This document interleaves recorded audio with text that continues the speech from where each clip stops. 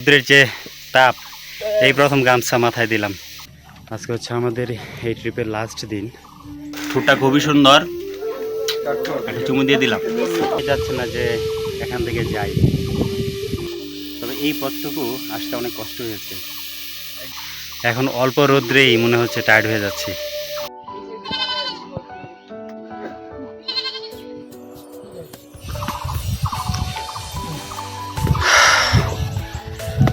আমরা এখন চলে যাচ্ছি খ্যাংচুং পাড়া থেকে।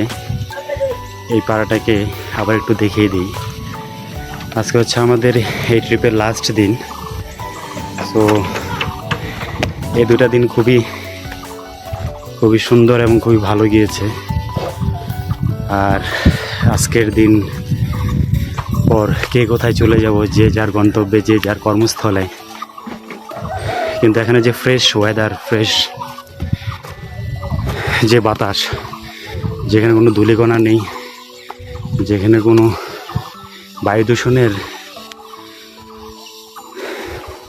কোনো চিন্তা নেই, শুধু বুক ভরে বাতাস, অক্সিজেন নেওয়া। এখানে এতটুকুই কষ্ট, শুধু আপনাকে ট্রেক করার সময় একটু কষ্ট করতে হবে। তো বিদায় খ্যাংচুং পাড়া, মিস ইউ খ্যাংচুং পাড়া, খুবই মিস করব। থ্যাংক ইউ ডনদা, উনি আমাদেরকে খুব সাপোর্ট করেছে। আর পার্সোনালি উনি আমাকে একটা কথা বলল যে আমাকে নাকি তার খুব ভালো লাগছে। এটা অবশ্য একটা কারণ আছে, সেই কারণটা হয়তো এখানে বলতেছি না, কিন্তু উনি আমাকে পার্সোনালি অনেক কথা বললো ওনার দাদার সম্পর্কে। ওনার দাদার নাম হচ্ছে খ্যাংচং, ওনার দাদার নামে এই পাড়াটার নাম। তো আসলে মানুষের ছোট্ট একটা বাংলাদেশ, তার মধ্যে এত বৈচিত্র্য, আসলে অকল্পনীয়। থ্যাংকস দন্দা, আশা করি আবার আসবো। আমার কাছে আরেকটা বিষয় ভালো লাগছে, যেটা হচ্ছে এই যে দেখতে পাচ্ছেন অনেক পাতা। এই পাতাগুলো প্রথমে মনে হতো পাতাগুলো না থাকলে মনে হয় হাঁটতে অনেক সুবিধা হতো, কিন্তু এখন মনে হচ্ছে যে না, যদি পাতাগুলো না থাকতো তাহলে কি হতো, আমরা হয়তো অনেক পিচ্ছিল খেয়ে পড়ে যেতাম। এই পাতাটা আমাদের ন্যাচারাল কার্পেট হিসাবে কাজ করেছে।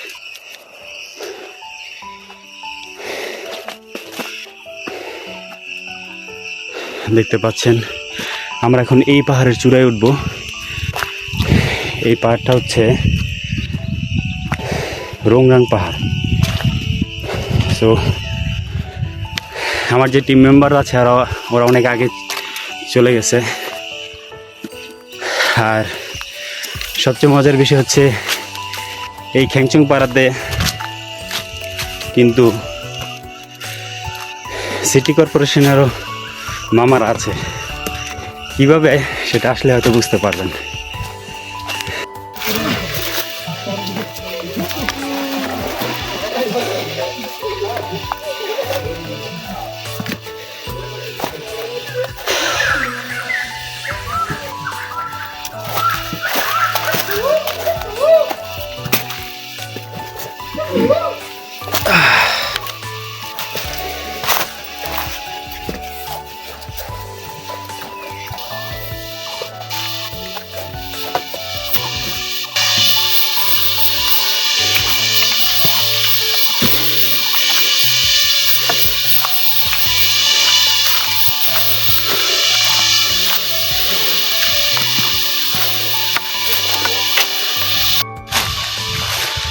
আরেকটা মজার ঘটনা বলি, সেটা হচ্ছে অনেকে ভাবছে আমার ভিডিও করা দেখে যে আমি কি ব্লগার কিনা। আসলে না, আমি কোনো ব্লগার না। এই ভিডিওগুলো করে রাখার উদ্দেশ্য হচ্ছে একটাই, যখন 1 বছর 2 বছর 3 বছর যাবে, এই ভিডিওগুলো তো আমার কাছে থাকবে। তো এই ভিডিওগুলো তখন আমাকে প্রেরণা যোগাবে আবার ট্রেক করার জন্য। আসলে টিমের সাথে হাঁটার মজা আলাদা। আপনি যদি সেখানে 1জন বা 2জন হতেন বা 3জন হতেন, হয়তো বা ভালো লাগতো না। আসলে এত লম্বা একটা ট্যুর, এত বড় একটা ট্রেকিং, সবাই কথা বলতে বলতে আমরা কখন যে পথগুলো পাড়ি দিয়ে দিচ্ছি বলা যাচ্ছে না। সামনে আমাদের একটা প্রতিবন্ধকতা আছে, সেটা হচ্ছে কালকে ঝড়ের কবলে পড়ে একটা গাছ আমাদের রাস্তা আটকে দিয়েছে। গত 3 দিনের মধ্যে মাত্র 1 দিন গোসল করা মানে স্নান করার টাইম পেলাম। সামনে দেখেন ঝড়ের কবলে পড়ে একটা গাছ পড়ে আছে। সো আমাদের পথকে রুদ্ধ করে দিয়েছে, আমরা যেতে পারছি না। আমাদের যে গাইড মামা আছে স্বপনদা, উনি আমাদেরকে সহযোগিতা করতেছে। গাছের ডালগুলো ছেটে দিয়ে আমাদেরকে পথ পরিষ্কার করে দেওয়ার চেষ্টা করছে। এই আর কি। এই যে দেখুন এই গাছটা পড়ে আছে, এখন আমাদের যাওয়ার মতো কোনো ব্যবস্থা নেই, অনেক কষ্ট হচ্ছে। এটা আসলে কি বলবো, খুবই ডেঞ্জারাস একটা পার্ট। নিচে মোবাইলে কতটুকু দেখা যায় জানি না, বাট অনেক গিরি খাদের মতো, পড়ে গেলেই নাই।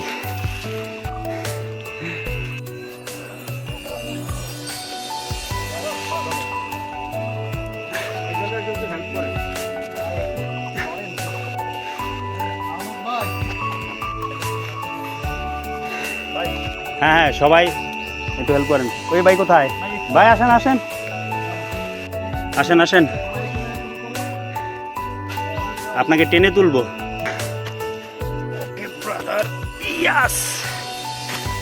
আমি যেটা বুঝতেছি, যারা ব্লগ করে তাদের আসলে অনেক কষ্ট হয়, বিশেষ করে পাহাড়ে।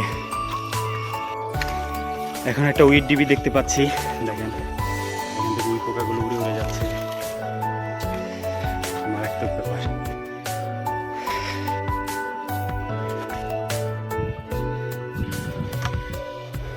দেখুন ওই যে দেখা যাচ্ছে, এটাই মনে হয় রুংরাঙের চূড়া। এই পথ দিয়ে আমরা আসলাম, খুবই সুন্দর এবং অ্যাডভেঞ্চার। রুংরাং সামিটের জন্য আসছি। এখানকার পরিবেশটা অসাধারণ, আপনারা না আসলে আসলে ক্যামেরা থেকে বোঝানো যাবে না এখানকার পরিবেশটা। পাহাড় পর্বত, তারপর গাছগাছালি। আমি আশা রাখবো যে আপনারা যারা ভিডিওটা দেখতেছেন অবশ্যই এখানে আসবেন এবং এখানে এই প্রাকৃতিক নৈসর্গিক সৌন্দর্য আপনারা উপভোগ করবেন। Thank you. অ্যাকচুয়ালি ওই যে সামনে অনেক সুন্দর সুন্দর পাহাড় দেখা যাচ্ছে। এটা আসলে ভিডিওর মাধ্যমে কোনোভাবেই প্রকাশ করা সম্ভব না, কোনোভাবেই না। আসলে যারা সরাসরি না দেখে, অনেক ব্লগারদেরকে শুনেছি যে আসলে স্বচক্ষে না দেখলে এটা আসলে বোঝানো সম্ভব না। এখন আসলে এসে সেই জিনিসটা আসলে উপলব্ধি করতে পারতেছি যে আসলে এটা আসলে অনেক সত্যি।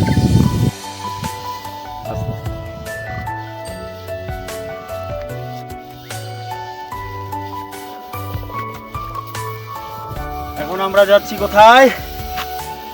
রুংরাং। রুংরাং আমরা এখন জয় করব। কালকে ক্রিস্তং জয় করেছি, আজকে রুংরাং জয় করব।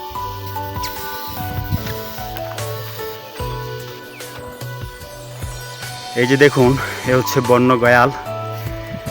হ্যাঁ, এই যে ওরা আসলে এই পাহাড়ের মধ্যেই থাকে, এই পাহাড়ের মধ্যেই খাওয়া দাওয়া করে। এই গয়ালগুলোর দাম কিন্তু অনেক, 2 থেকে 2.5 লক্ষ থেকে 3 লক্ষ টাকা নাকি এক একটা। ডন ভাইয়ের সাথে যখন কথা বললাম, উনি বলল যে এক একটা গয়াল তারা যখন বিক্রি করে তার বয়স হয় মিনিমাম 7 বছর। এই যে গয়ালগুলো দেখতে পাচ্ছেন, এখানে তাদের ছোট বাছুর আছে, মানে যেটাকে তাদের সন্তান। ওরা বাঁশঝাড়ের থেকে বাঁশ পাতা খাচ্ছে। এইখানে গয়াল আমাদেরকে মাঝে মধ্যে ফলো করতেছে, কখন আক্রমণ করে তার কোনো ঠিক নাই। তো এখান থেকে যত দ্রুত চলে যাওয়াই ভালো। খুবই কাছাকাছি আমরা, দেখা যাচ্ছে যদি আমাদেরকে অ্যাটাক করে কিছু করার থাকবে না। বন্যেরা বনে সুন্দর।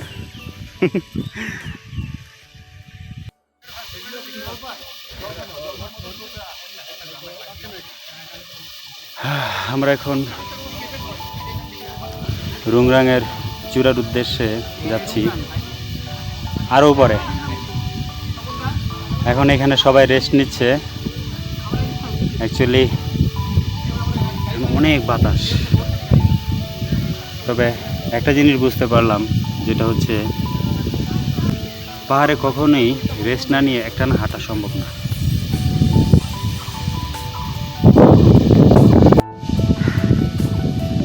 আমার মনে হচ্ছে এখন আছি রুংরাং সামিটের হয়তো 50% মাত্র আসলাম, কিন্তু এতটাই টায়ার্ড লাগতেছিল, মনে হচ্ছে যে একটু যদি বসতে পারতাম, রেস্ট নিতে পারতাম, খুব ভালো হতো। এই যে ভাইয়ারা সবাই বসে আছে, আমাদের গাইড স্বপনদা সবাই বসে আছে। দেখুন প্রকৃতিটা আসলে কত সুন্দর, আর এত বাতাস, কি বলবো, মনে যাচ্ছে না যে এখান থেকে যাই। মনে হচ্ছে যে এখানেই বসে থাকি, এখানে একটা ক্যাম্প করি, তাঁবু টানা এখানেই শুয়ে থাকি। আসলে পাহাড়ে আপনি 20 মিনিট আধা ঘন্টা হাঁটার পরে আপনাকে অবশ্যই 10 মিনিটের জন্য হলো, 5 মিনিটের জন্য হলো রেস্ট নিতেই হবে, নয়তো আপনার এনার্জি শেষ হয়ে যাবে।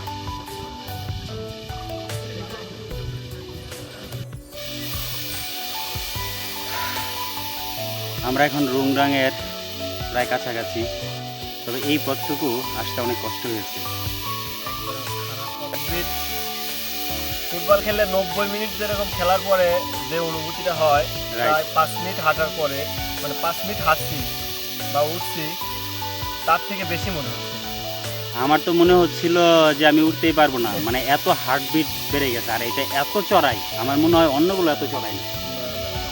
আর এখান থেকে নামতে ম্যাক্সিমাম মানে মোটামুটি 2 ঘন্টা টাইম লাগবে, 120 মিনিট। আমরা পাহাড় থেকে নিচে নামবো, নিচে নামতে 120 মিনিটের মতো সময় লাগবে। তবে সামনের যে ভিউটা আসলে, মানে এইগুলো আসলে ক্যামেরায় প্রকাশ করার মতো না, এগুলো কখনো ক্যামেরায় আসবে না। অনেক ইউটিউবারদেরকে শুনছি বলতে যে আসলে প্রকৃতিকে আসলে ক্যামেরার মাধ্যমে আসলে বোঝানো যায় না। আর এই ভিডিও করে রাখার উদ্দেশ্য এটাই, আপনারা হয়তো একসময় থাকবেন না, যে জানো তো পারবো, ব্যস্ততা থাকবো, বাট আমি কোনো ইউটিউবারও না, কিন্তু প্রচুর পরিমাণে আমি ভিডিও করে রাখতেছি। এই কারণেই ফাইল করে এক জায়গায় রাখবো, যখন মনে হইব আচ্ছা একটু রুংরাং কৃষ্ণের ভিডিও একটু ঘুরে আসি, এই যে এখন যে কষ্টটা, তখন কিন্তু ভালো লাগবে দেখতে, ঠিক আছে? এইটাই আমার উদ্দেশ্য, হচ্ছে এইটাই যে এই মানুষগুলো আবার কবে দেখা হবে আমি নিজেও জানি না। হ্যাঁ, হয়তো বা নাও দেখা হতে পারে, হয়তো কোনো না কোনো একটা ট্যুরে বা গ্রুপ ট্যুরে দেখা হতে পারে, বাট এখনকার যে ফিলিংস, এখনকার যে কষ্টটা, এটা আসলে বলে বোঝানোর মতো না। এই কষ্টটা আসলে কিন্তু ওই কষ্ট না, একটা আছে না যে কষ্টের কান্না আর সুখের কান্না, দুই বিষয়। তো আমাদের হচ্ছে ব্যাপারটা হচ্ছে এরকমই, সুখের কান্না, এটা সুখের কান্না, সুখের কষ্ট। আমরা সাবমিটের উদ্দেশ্যে রওনা দিই। এই যে ভাইয়ারা বাঁশ ভাঙতেছে, আসলে খুব সুন্দর একটা বাঁশঝাড়। এই বাঁশঝাড়টা আসলে আমি ইউটিউবে দেখেছি অনেকবার। হ্যাঁ, আমার লাঠিটা কোথায়? ইয়েস, আসলে পাহাড়ে লাঠি ছাড়া হাঁটা অসম্ভব, মানে খুবই কষ্টদায়ক। আমরা এখন বাঁশবাগানের ভিতর দিয়ে যাচ্ছি। এটা সম্ভবত মুলি বাঁশ, আমাদের এলাকাতেও আছে এরকম। তবে জঙ্গলটা খুবই সুন্দর, খুবই মনোরম। এখানে আমরা অনেকগুলো প্রজাপতি দেখতে পাচ্ছি, উঠতেছে। ওয়াও, আমরা কৃষ্টঙের প্রায় চূড়ায় উঠে গেছি, সরি রুংরাং। খুবই সুন্দর, খুবই সুন্দর। আমাদেরকে স্বাগত জানাচ্ছে এই প্রজাপতি।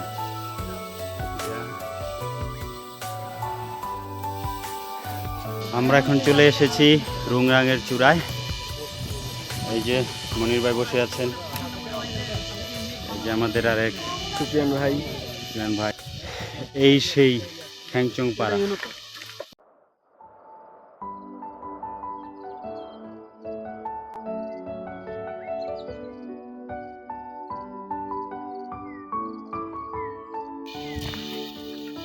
বন্ধ করে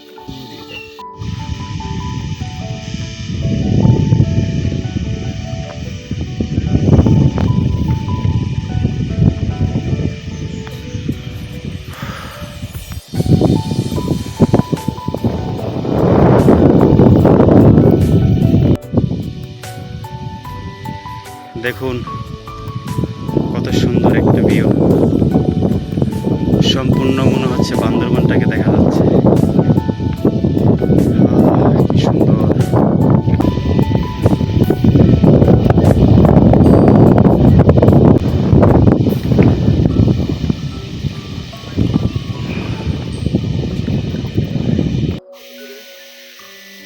আরো 1 ঘন্টা। খুবই খারাপ অবস্থা, রৌদ্রের প্রখরতা প্রচুর। জানি না কি হবে, মনে হচ্ছে আর হাঁটতে পারতেছি না। আর রৌদ্রের যে তাপ, এই প্রথম গামছা মাথায় দিলাম। এই 2 দিন আসলে ভগবান আমাদের খুবই সহায় ছিলেন, সৃষ্টিকর্তাকে ধন্যবাদ। আসলে এত সুন্দর ওয়েদার আমাদেরকে দেওয়ার জন্য। বাতাস ছিল, মেঘলা ওয়েদার ছিল। এখন অল্প রোদ্রেই মনে হচ্ছে টায়ার্ড হয়ে যাচ্ছি। উফ, দেখা যাক, সামনে নামতে থাকি কি হয়।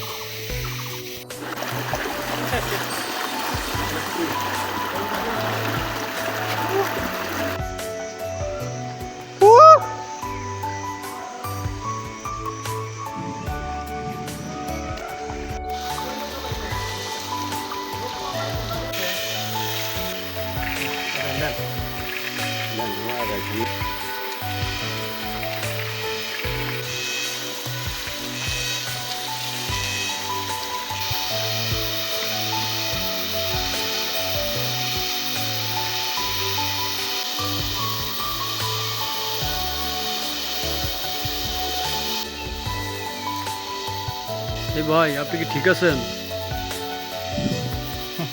আছেন তাই না? আমি তো ভয় পাইছি।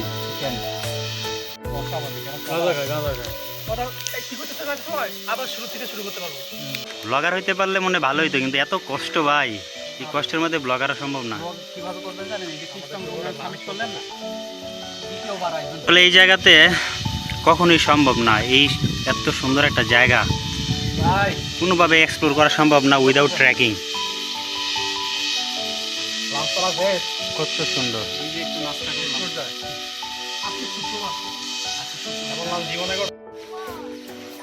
খুবই সুন্দর একটা গ্রাম। এই গ্রামটার নাম কি জানি না। পাহাড়টা অনেক সুন্দর লাগতেছে। এখানে জিরি, আর এই যে কিছু বাচ্চারা অনেক দূরে দেখা যাচ্ছে, তারা স্নান করছে। খুবই সুন্দর, জিরিটা অনেক সুন্দর। বর্ষাকালে হয়তো এটা আর অনেক সুন্দর লাগবে দেখতে।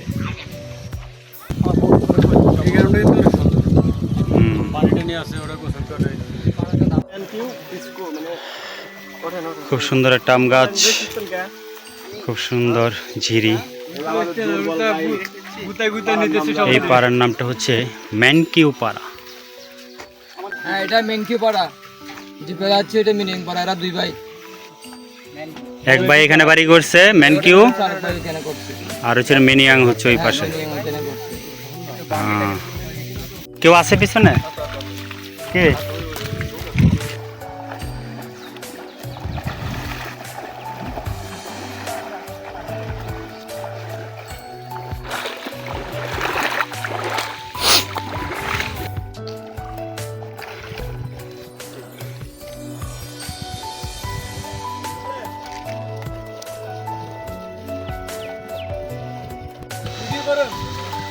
এই যে আমার বন্ধুরা সবাই ঘুমে নেমে গেছে। এই ঘুমের গভীরতা বেশি না, তবে যারা সাঁতার না পারে তারা যদি মাঝে চলে যায় তাদের জন্য কিন্তু বিপদ আছে। ওই যে পাহাড়ের চূড়াটা দেখা যাচ্ছে, ওইখানে নাকি আমাদের চাঁদের গাড়ি আসবে, বাট অলমোস্ট অর্ধেক উঠে গেছি, তারপর এত উচ্চতা। তো এখন আমাদের বিদায় নেওয়ার পালা। সত্যি এই 3টা দিন খুব সুন্দর কেটেছে, সবার সাথে খুব ভালো সময় কেটেছে, বন্ধুত্বপূর্ণ পরিবেশ তৈরি হয়েছে, আর নতুন অনেক অভিজ্ঞতাও হয়েছে। তবে এটাই বলবো, কেউ যদি পাহাড়ে যেতে চায় তাহলে অবশ্যই তাকে অন্তত যাওয়ার আগে পূর্ব প্রস্তুতি নিতে হবে।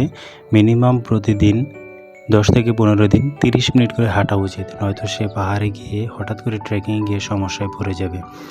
তো আমার কিছু ইচ্ছা আছে, তার মধ্যে কিছু বড় বড় ট্রেকিং করার খুব ইচ্ছা।